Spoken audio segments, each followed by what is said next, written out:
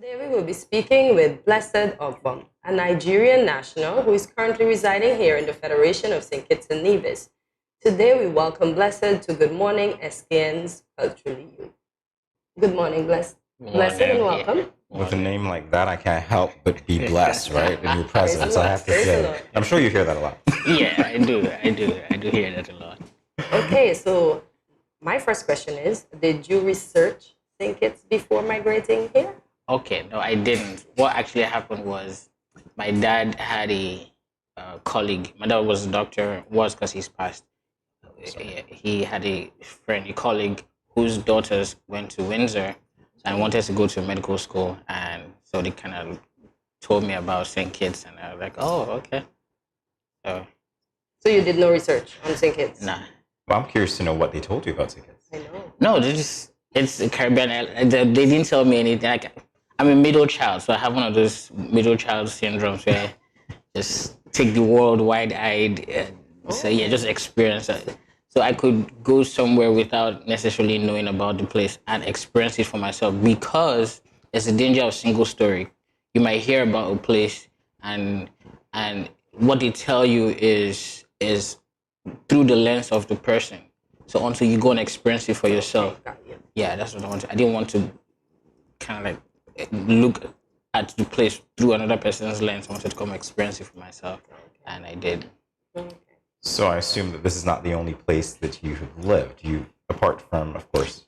I've lived, yeah, it's the only place I've lived outside Nigeria. Oh, really? Because it was school. So. Awesome. Oh, okay. So now I'm curious as to what St. Kitts and Nevis has been like through your eyes. It evolves over time. It changes over time. Because when I first came, I was like, there's a lot of reminiscence of Nigeria. Because Nigeria is a predominantly black nation. You could, depending on the parts of Nigeria you grew up in, you can spend a whole year and not see a white or a Chinese or, yeah, you can. And so when I come here, and it's the most populated black nation in the world, over 200 million as at 2019. So when I came here, it was predominantly black. So it feels like home, yeah. You said it changed over time. So yeah, over time, you now get to experience the culture of because when I first came, I was in basics in medical school. So we were going to school all the time. So it was school, home, rounds, school, home, rounds. So you can't really say you've experienced St. Kitts. Because after that, I was like, oh, so they have this thing they do in December. Oh, they have this thing. Like, oh, and that's the experience in the island, yeah. So since you mentioned that there was no culture shock. No, there's been a few. Of course, there hasn't been some culture shock. I thought you said you just wanted it. Okay, that was one, because the fact that I'm coming to this country who is miles away from home, and it's still very reminiscent of home, that was one shock. Another shock was my name, for example. Like where I'm from, my name is not necessarily common, but it's common but not common. Mm-hmm. But here, my name is a greeting. Yeah. Like people see me and they're like, blessed. Yeah. And then they say it has a nice ring to it. Mm-hmm. I'm like, blessed. I'm like, yeah, I like it. And people now think it's like a stage name or like a nickname or something. Oh, and if I were to pick a nickname for myself, I'll probably pick like greatest ever liver. I'm blessed. That's a long nickname. I'm blessed. I mean, I'm with you though. I'm with you. So yeah, so my name was another culture shock. So to find out my name is a greeting here. I'm like, okay, it's cool. So can you tell us some of the differences you've experienced between St. Kitts and Nigeria? Okay. One that really jumps out to me is the pace of. For example, like before coming here, I lived in Lagos. Lagos is a very fast-paced. Yeah, banks close by 4 every day, or maybe 4:30, and they still work on weekends sometimes. So you can still go to the bank on weekends, and you can be in traffic at 1 a.m. But here, I remember like the first night I came here, I woke up. The time I usually wake up like 5 a.m. and getting ready for school. Everywhere was quiet. No traffic. No, like, it was really very quiet. So adjusting to a more relaxed Okay. tempo. Yeah. Oh, lovely. I love the way that you're selling St. Kitts, by the way. You say it's 5 a.m. It's quiet. There's no. You just sold St. Kitts and Nevis to a bunch of our viewers, so thank you so much for that. You have no idea how much that means. All right. So, in terms of the language, obviously you speak English. Yeah. But the dialect, was that difficult for you to understand? Oh, I have stories for days. So when I got off the plane, a guy called Kimbo picked me from the airport, and he just went in. I was going. Because now you're speaking to me like with like regular English, but I figure if you meet another Kittitian, you would go in, and I was like, "What are this?" And so the man told me that okay, with time I'll get to understand it. And yeah, with time I started to pick a few things.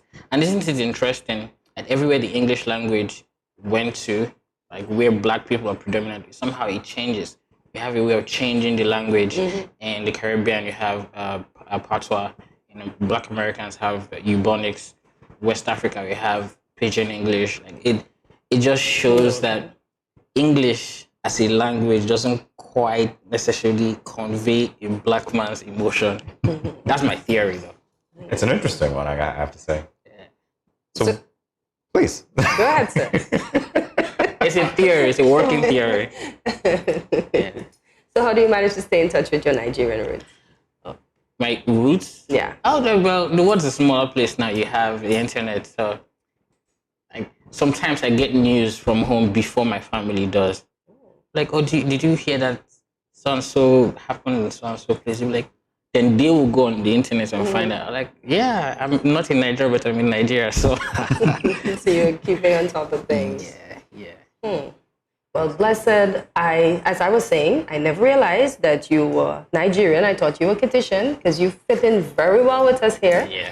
I especially liked your Christmas program. Oh, okay. Where you incorporated everything, and so. that solidified what I thought I knew, but obviously I didn't know. I was saying that I spoke, so if there's anything that would have given me away, it would have been my accent. But for some reason, well, maybe I've been here long enough to, I can sell it. So can you say something in dialect for us, Ben?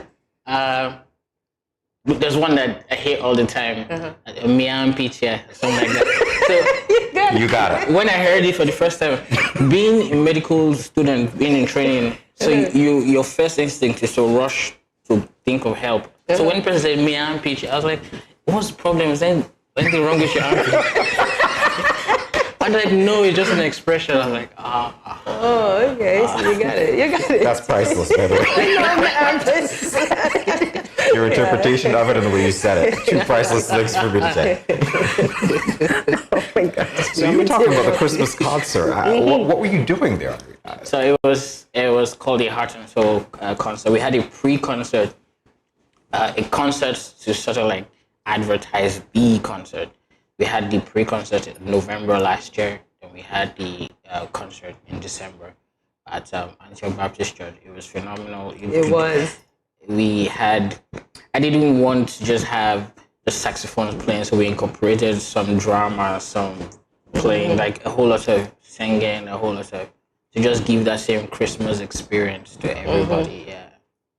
And you incorporated the pandemic in its glory. Oh, yeah, That blew everybody away, especially when it came to that. Yeah, my fellow citizens and residents. That was it. That was I it. had help with kind of like putting that whole what's called pandemic experience. I had help with some locals. Like, okay, so what stood out to you in the pandemic? What? So I had a couple of like a think tank kind of say, okay, this and this and this, and we arranged it, and surprisingly, people liked it. It was like, excellent, okay. I must say. You make me sorry I wasn't there. Oh, you can check it out on YouTube. Okay, awesome. I'm going to do that. I'm going to check this video out as well because I got to hear you say what you said a while ago in our dialect. All right. So you are studying here as a medical student. You said, why medicine? Okay.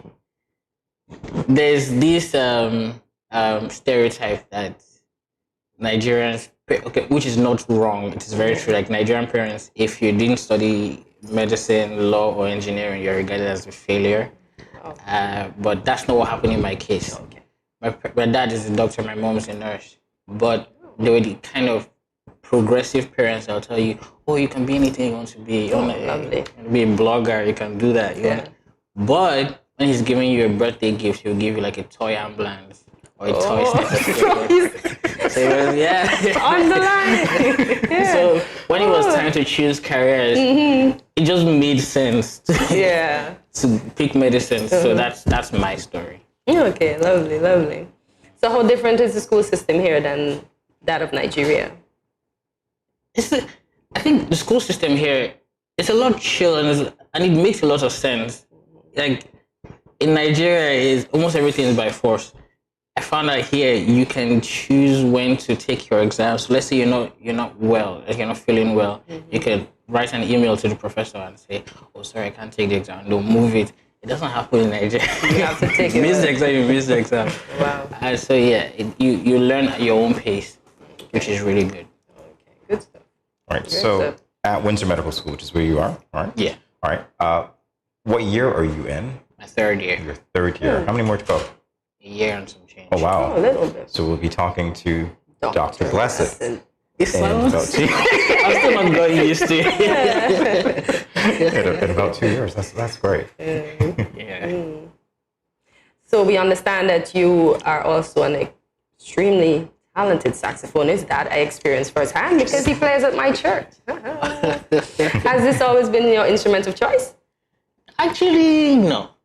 I have stories. I don't know why so as a child, I wanted to play the drums, like every boy wanted to. But I was too short and my leg couldn't get to the pedal. Okay. So they drove me out. So they're like, no, you're too short.